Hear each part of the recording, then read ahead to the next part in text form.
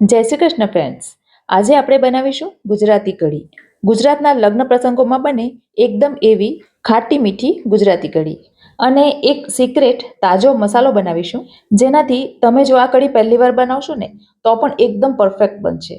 Recipe શરૂ કરતા પહેલા મારી ચેનલ ફૂડ વિથ ફાલ્ગુનીને તમે હજુ સુધી સબસ્ક્રાઇબ ન કરી હોય તો સબસ્ક્રાઇબ કરી દેજો. તો કઢી બનાવવા માટે અહીં મેં 1 કપ દહીં લીધું છે. કઢી બનાવવા માટે હંમેશા દહીં એ પ્રકારનું લેવાનું કે જે ન તો વધારે ખાટું હોય કે ન વધારે મોડું હોય, અને ફ્રેશ દહીં લેવાનું એટલે એનો સ્વાદ સારો જ લાગે. અને એ જ કપ ભરીને 1 કપ આપણે પાણી લઈશું. આમાં ટોટલ આપણે 1.5 કપ પાણી લેવાનું હોય છે, પણ બાકીનું પાણી આપણે પછીથી ઉમેરીશું. હવે આપણે એમાં 2 ચમચી ભરીને બેસન ઉમેરીશું. બેસન એટલે ઝીણો ચણાનો લોટ.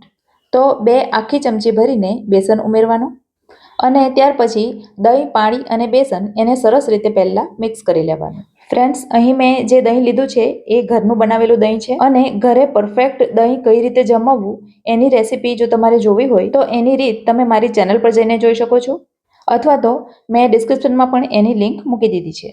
હવે ચમચીથી મિક્સ થઈ ગયા પછી આપણે એને બ્લેન્ડરથી બ્લેન્ડ કરી લઈશું. અને જો તમારી પાસે બ્લેન્ડર ન હોય તો રવૈથી મિક્સ કરી દેવાનું. રવૈથી અથવા તો હેન્ડ વિસ્કરથી પણ મિક્સ કરી શકાય. આટલું થઈ ગયા પછી આ મિક્સને આપણે અત્યારે સાઈડ પર મૂકીએ અને કઢીમાં નાખવા માટેનો સ્પેશિયલ મસાલો બનાવીએ. તો એના માટે મિક્સર જારમાં મેં અહીં 2 થી 3 ડાળી જેટલી ફ્રેશ કોથમીર લીધી છે. 2 નંગ લીધા છે તીખા લીલા મરચાં.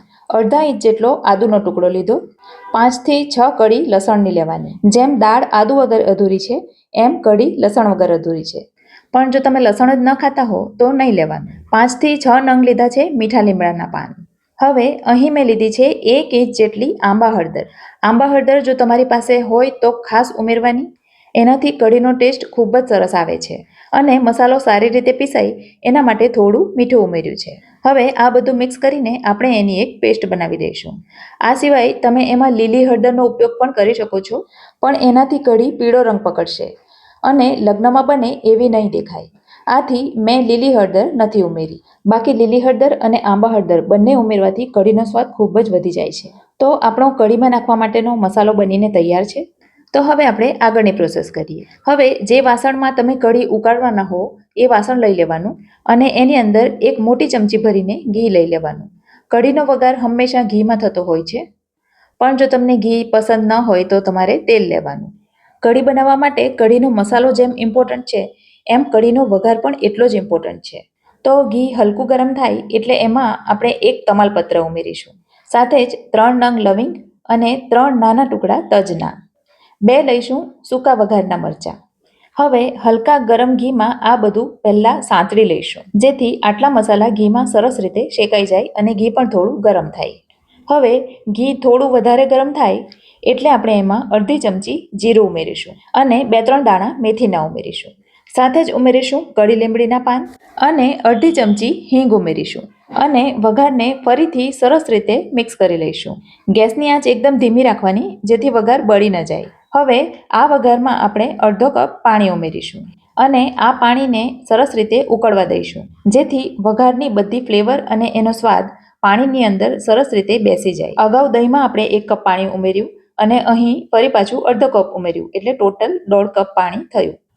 હવે એક એલચીને આ રીતે છૂંદી અને એને પણ ઉકળતા પાણીમાં મિક્સ કરી દઈશું. એલચીની ફ્લેવર અને સ્વાદ કઢીમાં ખૂબ જ સરસ લાગે છે, અને એનાથી જ કઢી એકદમ પ્રોફેશનલ કઢી બની જાય છે. હવે વઘારનું પાણી સરસ રીતે ઉકળી ગયું છે, તો જે દહીંવાળું પાણી આપણે તૈયાર કર્યું છે એ આપણે એમાં ધીમે ધીમે ઉમેરી દઈશું. ગેસની આંચ એકદમ ધીમી જ રાખવાની. આ રીતે કરવાથી કઢી એકદમ પરફેક્ટ બનશે, અને પાણીમાં દહીં ઉમેરવાથી દહીં ફાટવાનો પણ ભય નથી રહેતો. બસ ધ્યાન એટલું રાખવાનું કે ગેસની આંચ ધીમી જ રાખવાની. હવે આપણે જે કઢીનો મસાલો તૈયાર કર્યો હતો એ આપણે એની અંદર ઉમેરી દઈશું અને કઢીને સરસ રીતે ધીમે ધીમે ઉકળવા દઈશું. બીજું કે તમે જો દહીંના બદલે છાશનો ઉપયોગ કરવાના હો તો તમારે 500 ml છાશ ઉમેરવાની, અને બાકીનું બધું મેઝરમેન્ટ સેમ જ રહેશે. હવે આપણે એમાં ½ ટીસ્પૂન મીઠું ઉમેરીશું. અગાઉ મસાલામાં પણ આપણે મીઠું ઉમેર્યું છે, તો એનો ખ્યાલ રાખીને મીઠું ઉમેરવાનું. અને 2 ટીસ્પૂન ખાંડ ઉમેરીશું. જો તમને ખાટી કઢી ગમતી હોય તો 2 ટીસ્પૂન ખાંડ બરાબર છે, પણ જો તમને એકદમ મીઠી કઢી પસંદ હોય તો તમે વધારે ખાંડ ઉમેરી શકો. હવે 5 થી 7 મિનિટ સુધી કઢીને સરસ રીતે ધીમા તાપે ઉકળવા દેવાની, જેથી મસાલાનો સ્વાદ કઢીમાં સરસ રીતે બેસી જાય અને જે ચણાનો લોટ આપણે અંદર ઉમેર્યો છે એ પણ સરસ રીતે ચડી જાય.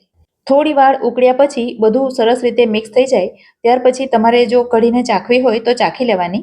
એટલે મીઠું અને ખાંડ જો ઓછા હોય તો આપણને ખબર પડે. અમને થોડી મીઠી કઢી પસંદ છે તો હું 2 ચમચી ખાંડ હજી ઉમેરીશ. તો 6 થી 7 મિનિટ થઈ ગઈ છે અને તમે જોઈ શકો છો કે કઢી સરસ રીતે ઘટ્ટ થઈ ગઈ છે. જો તમને આના કરતાં પાતળી કઢી પસંદ હોય તો અડધો કપ પાણી એની અંદર ઉમેરી દેવાનું, કારણ કે આ કઢી ઠંડી થયા પછી પણ હજી થોડી ઘટ્ટ થાય છે.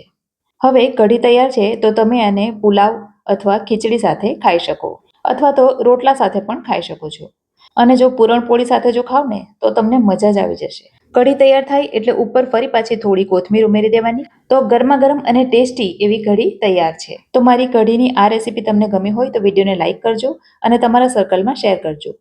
તો ફરી મળીશું આવી જ એક નવી રેસીપી સાથે. ત્યાં સુધી મને રજા આપો. આવજો.